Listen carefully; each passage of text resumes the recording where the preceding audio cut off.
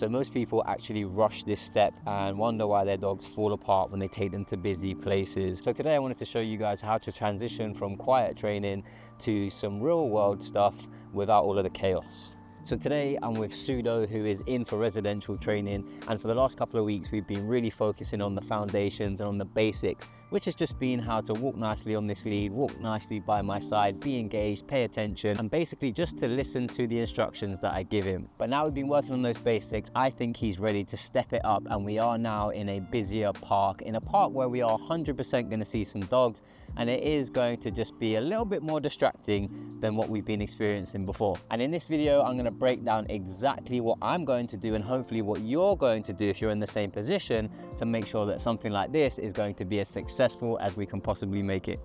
So if you're somebody that is struggling with your dog when you go into busier places, it is very likely that you're actually throwing them in at the deep end and you're kind of going from those quiet areas straight into chaos. So actually what you want to start practicing is more what I'm doing with Pseudo, where we're staying on the outskirts and actually in the entrance of the park, and we're not going to go anywhere until we can really nail the foundations in this part, and then maybe if I'm feeling a little bit more confident in his ability to follow those instructions, I'll move into the main area of the park.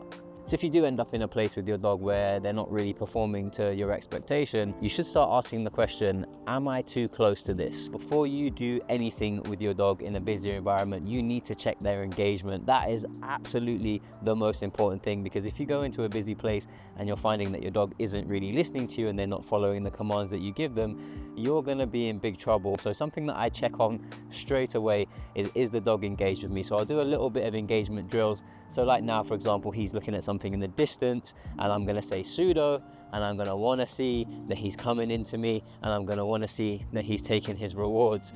A little bit difficult to get them through the muzzle. And then I'll just test a little bit of the obedience. So some of the things that we've been working on. Pseudo, heel.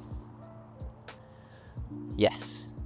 He likes to go all the way around behind me for his heel position. Get that food through that muzzle. There we go, good boy. Sit. Just checking, are you listening? Yes, you are. Heel.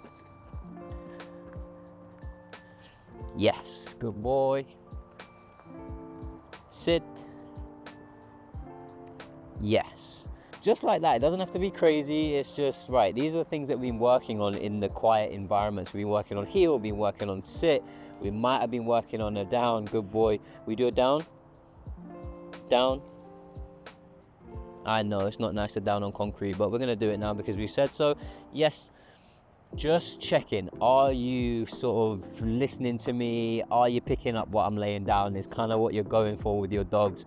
Once you've got to that point, you're pretty good to then just start venturing into the park and just see how it goes. But most important now is that they're going to keep that level of engagement. So what I like to do is along the way, I'm going to just check that level of engagement. So I might just randomly stop. I might just randomly change direction. I might just randomly ask the dog to sit or lay down. I'm really trying to make sure that for the entirety of this walk now, we're going to have good engagement.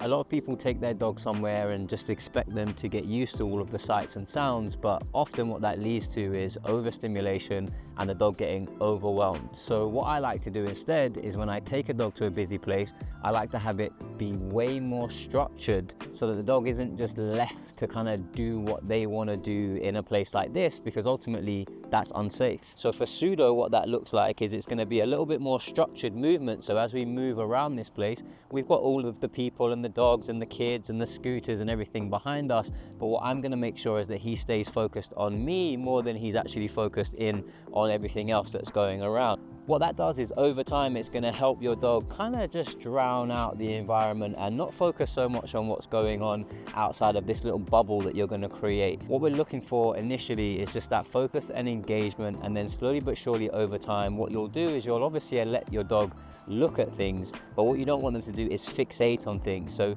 something that I've noticed Pseudo is looking at quite a lot today is scooters, because I don't know whether it's the sounds of the wheels or anything like that, but there's a little scooter coming here now. So instead of allowing him to just stare at it, I'm going to ask him to do something instead. So I might ask him to heel, and he likes to go around behind me. Heel. Good lad. Sit. And we've got that scooter just trundling past us right now. Trundling, I don't think I've ever said the word trundling before, but I have now. Heel, and I'm just going to keep him really nice and focused on the things that I want him to do. Good boy. sit, good, heel, yeah, good lad, as that scooter goes past. So that's the kind of thing that you want to do when you first start entering these busier environments, is you don't just want to wing it and hope for the best and hope that all of that training that you've done in those quiet environments is just going to work in a place like this.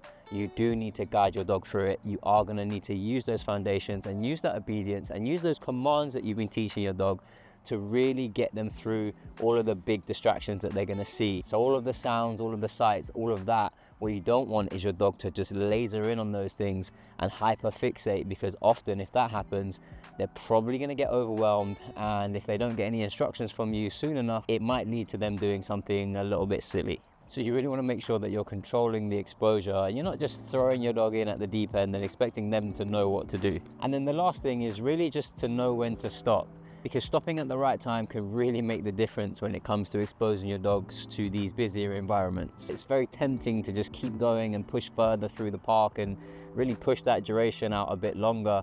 But actually that can lead to your dog getting overwhelmed. It can get your dog overtired, overstimulated. You might not notice it straight away, but it could be a quick route to your dog failing. The goal here is really to end on a high. You really want to end these sessions on a win.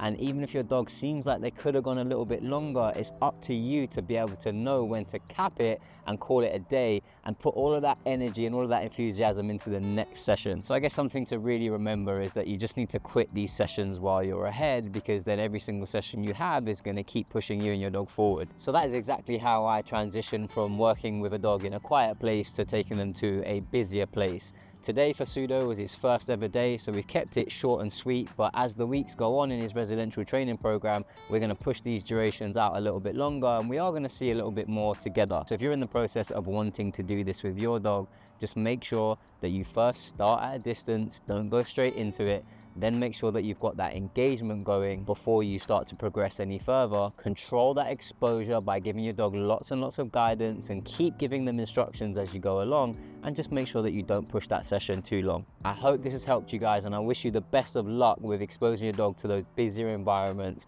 Please let me know how you get on in the comment section below, and I'll see you in the next video. Good boy, that's it.